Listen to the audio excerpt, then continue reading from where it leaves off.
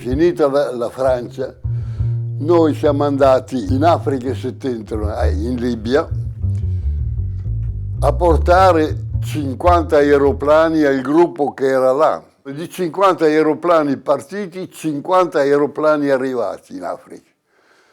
Siamo atterrati a Zouara, dove adesso partono gli immigranti, e abbiamo portato gli aeroplani a Castelbenito, dove c'era il gruppo che aspettava.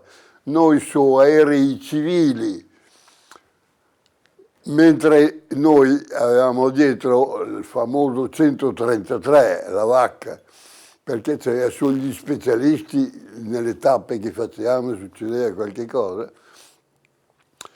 Consegnati gli aeroplani, 4, 5 o 6 li ha mandati sulla linea civile, 3 o 4 li ha mandati da un'altra linea, e sul 133 ci sono andati il maggiore Osilla Voli e me e altri 2 o 3, perché di più c'erano anche gli specialisti e tutte le trousse.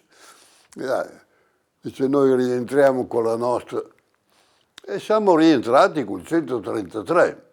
Siamo atterrati all'Aeritalia a ritirare 50 CR-42 nuovi di fiamma. Ci manderanno in Africa, anche a noi, perché dice la guerra si svolgeva là allora. E invece è stata quell'Africa che ci hanno sbattuti al nord, ci hanno mandati a fare la battaglia d'Inghilterra. C'avevamo gli occhi per piangere. La radio a terra andava, appena staccava le ruote non andava più.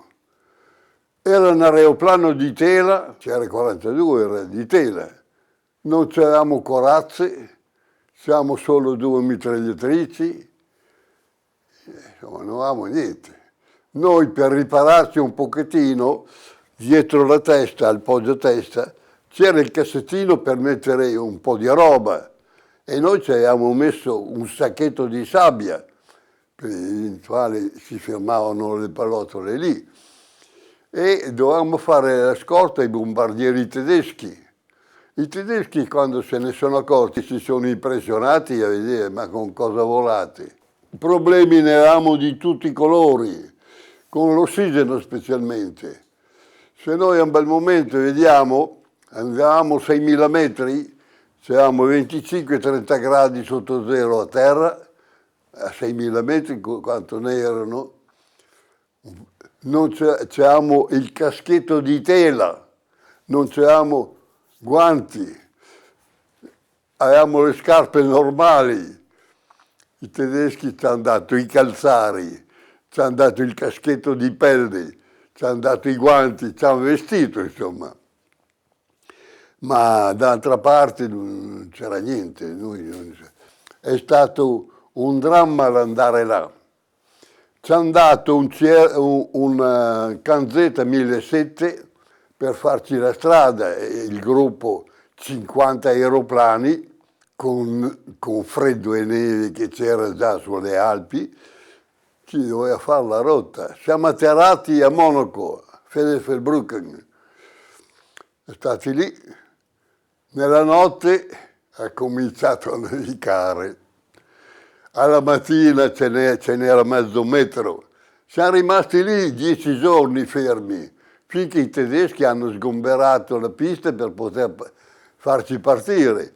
Ci hanno fatti partire, dovevamo atterrare a Francoforte. E chi l'ha visto Francoforte? Oscilla non l'ha visto, compagnia bella. Siamo atterrati direttamente su un altro campo. E lì ci hanno detto, no, non è qui, dovete andare a Ursel, in Belgio. E allora il nostro gruppo, il CR-42, doveva atterrare a Ursel perché era la nostra base. Arriviamo pressappoco, facendo i conti, a Ursel. E gira di qua, gira di là. Il maggiore non trova l'aeroporto. Non hanno trovato neanche gli inglesi che lo cercavano quell'aeroporto lì. Perché cosa c'aveva?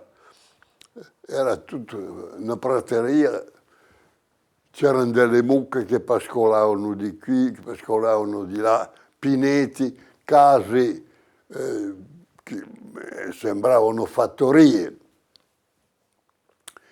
Le mucche erano di gomma gonfiate, le pinete erano i pini che si tiravano via, c'è il posto per andare dentro l'aeroplano e poi rimettevano il pino.